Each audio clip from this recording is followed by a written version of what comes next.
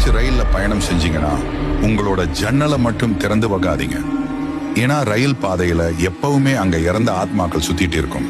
100 நாட்கள் ஒரு உண்மையான திகில் கதையில இன்னைக்கு டே 4. சரியா 2014 ஆந்திரா மாநிலத்தில் இருக்க கூடூருக்கு போற ரயில் பாதையில மூர்த்திராமன்ற 2 பேரு ராத்திரி 2 மணிக்கு ரயில்வே பாதை சோதனைக்கு ட்ராலியோட டார்ச் அடிச்சுட்டு போனாங்க. இதுல மூர்த்திக்கு பேய்கள் மேல நம்பிக்கை இல்லாம இருந்தது. அப்போ இவங்க சோதனை பண்ணிட்டே இருக்கும்போது ஒரு பொண்ணு ரயில்வே ட்ராக்ல நீளமான முடியோட தலைய குனிஞ்சிட்டு ரொம்ப வினோதமா அந்த டைம்ல உட்காந்துட்டு இருந்தா. இத பார்த்த மூர்த்தி, யாருமா நீ? ரயில் விபத்தாகி அடிபட்டுருச்சா இல்ல குடிச்சிருக்கியான்னு கேட்டுக்கிட்டு முன்னாடி போனாரு. இதுக்கு ரவி, டேய் பேசுறத நிப்பாட்டுடா, அது மனுஷனே இல்ல, நாங்க முன்னாடி அதை பார்த்திருக்கோம்னு சொல்றாரு. ஆனா அதை அவரு கேட்காம முன்னாடி போய் அந்த பொண்ணை கூப்பிட்டதும் அது தன்னோட மூஞ்சி அவகிட்ட காமிச்சிருக்கு. அதோட மூஞ்சி சிதஞ்சி போய் ரொம்ப கொடூரமா இருந்திருக்கு.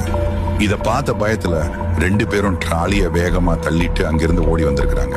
மறுநாள் காலையில அந்த இடத்துக்கு போய் பார்க்கும்போது அங்க ஒரு பொண்ணோட புது சேலை ரயில்வே ட்ராக்ல இருந்திருக்கு. ஆனா விசாரிச்சு பார்க்கும்போது அன்னைக்கு ராத்திரி எந்த ஒரு விபத்து நடக்கல. இந்த சம்பவத்துக்கு பிறகு அந்த இடத்துக்கு ராத்திரி வேலை செய்யறவங்க தனியா போகவே மாட்டாங்களாம்.